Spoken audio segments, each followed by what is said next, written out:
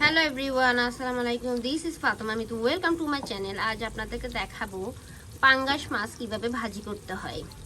So আমি আগেই হলুদ মরিচ অল্প পরিমাণ 3 চিমটি হলুদ, 3 চিমটি লবণ, 3 চিমটি আপনার মরিচ, তারপরে 3 চিমটি মানে জিরা গুঁড়া, ধনিয়ার গুঁড়া, তারপরে আপনার চাইলে আপনি যে দারচিনি আছে দারচিনিকে পাউডার করেও দিতে পারেন।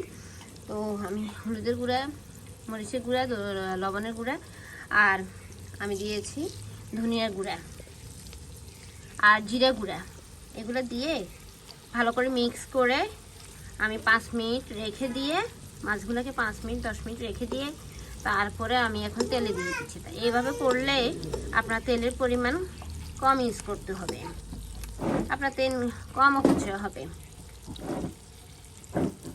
এভাবে আপনি লো ভলিউম দিয়ে ভাজি করলে ভাজিটা অনেক টেস্টি হয়।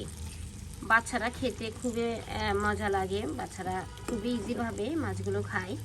আমি তো সবসময় আমার মেয়েকে এভাবে মাছ ভাজি করে দিই। দেখুন মাছটা কিন্তু অনেক বড় ছিল। আমি একটা পাঙ্গাস মাছ কিনেছি 140 টাকা দিয়ে, 1 কেজি মাছ। তো ভালোই মাছগুলো বড় বড় পিস, দেখতে ভালোই লাগতেছে। আমি লো ভলিউম দিয়ে ঢেকে দিব। 5-10 মিনিট পরে আমার রান্নাটা হয়ে যাবে।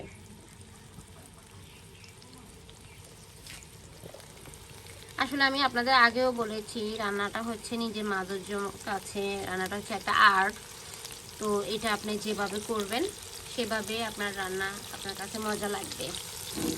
আর রান্না করতে অবশ্যই ধৈর্য ধরে রান্না করতে হবে। ধৈর্য ছাড়া আসলে কখনোই কোনো কিছু সফল করা সম্ভব না। এভাবে আস্তে আস্তে ধৈর্য ধরে আপনাকে উল্টে উল্টে দিতে হবে একটা একটা করে। তবে সবগুলোকে মাখাই করে পেস্ট করে আপনাকে 5-10 মিনিট রেখে দিলে, মাছগুলোকে ঢেকে রেখে দিলে তখন ভালোভাবে লবণ মরিচগুলো মাছের ভিতরে ঢুকে, তখন ভাজি করলে আসলে অনেক টেস্টি হয়।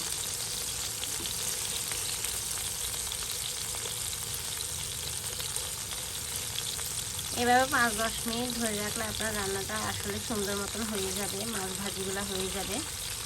আমি তেল কমিয়ে দিয়েছি, যেহেতু শুধু 4টা মাছ, তাই তেলের পরিমাণ আমি একদমই কমিয়ে দিয়েছি। আপনারা চাইলে কেউ তেল একটু বেশিও দিতে পারেন।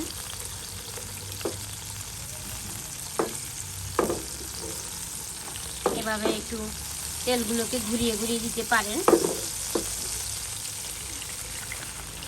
যারা নতুন নতুন রাঁধুনি আছেন তারা এভাবে মাছ ভাজা করলে খুব ইজিভাবেই মাছগুলো বাসায় খেতে পারবেন।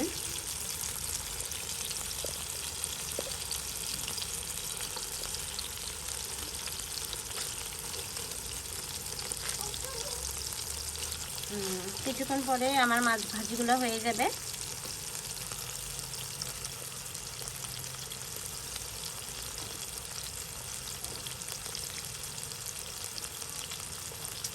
তো এভাবে আপনি তেলগুলোকে একটু ঘুরিয়ে ঘুরিয়ে দিবেন কিছুক্ষণ পরে পরে, তাহলে দেখবেন সুন্দর আপনার মাছ ভাজা রান্না হয়ে গেছে। এভাবে মাছ ভাজাগুলো আপনি ভাতের সাথে খাইতে পারবেন খুব মজা করে। চাইলে আপনি এমনিও ভাজা মাছ খাইতে পারবেন। অ্যাকচুয়ালি পাঙ্গাস মাছে অনেক শক্তি।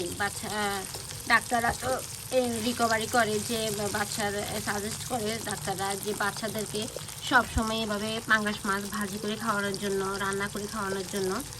আমি তো সব সময় আমার বাচ্চাকে পাঙ্গাস মাছ ভাজি করে খাওয়াই।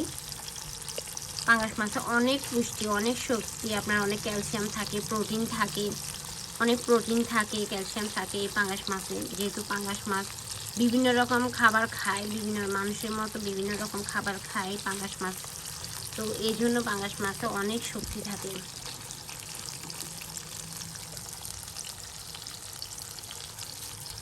কিছুক্ষণ পরে আমার এই রান্নাটা আসলে মাছ ভাজিগুলো দেখুন এক সাইডে হয়ে এসেছে।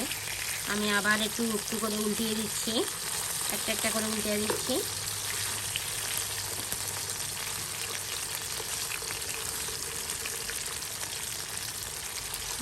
ভাজা মাছ আপনি একদম টেস্ট করে খেতে গেলে আপনি অনেক ধৈর্য ধরে ভাজি করতে হবে। একটু লো ভলিউমে আস্তে আস্তে করে ভাজি করলে মাছগুলো সুন্দর ভাজি হবে, মাছগুলো অনেক সুন্দর ভাজি হবে।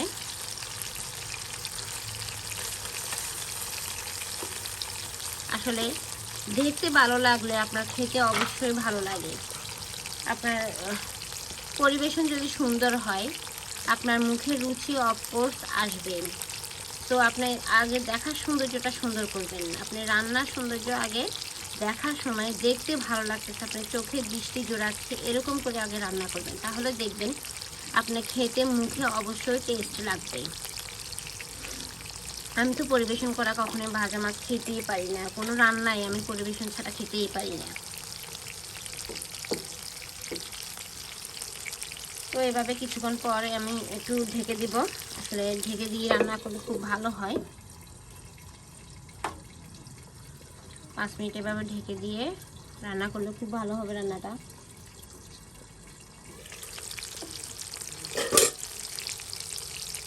এভাবে ঢেকে দিয়ে রান্না করলে রান্নাটা খুব ভালো হয়। 5-10 মিনিট এভাবে ঢেকে দিবেন, তারপর দেখবেন ভাজা মাছগুলো আমার একদমই কমপ্লিট হয়ে গেছে।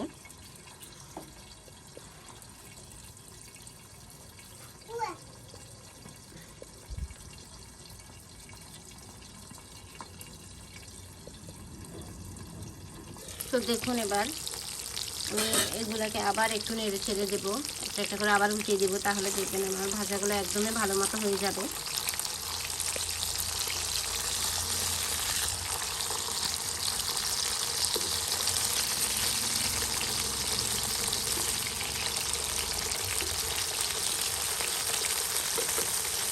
আমার মাছগুলো ভাজি কেমন হয়েছে, আপনারা ভিডিওগুলো কে কোথা থেকে দেখছেন আমাকে কমেন্ট করে জানাবেন কিন্তু। আর আমার ফাতেমা মিতু চ্যানেলটা একটু সাবস্ক্রাইব করে দেবেন, এর পাশে থাকা বেল আইকনটি ক্লিক করে দেবেন। অ্যান্ড সবাই ভালো থাকবেন। আল্লাহ হাফেজ, টাটা।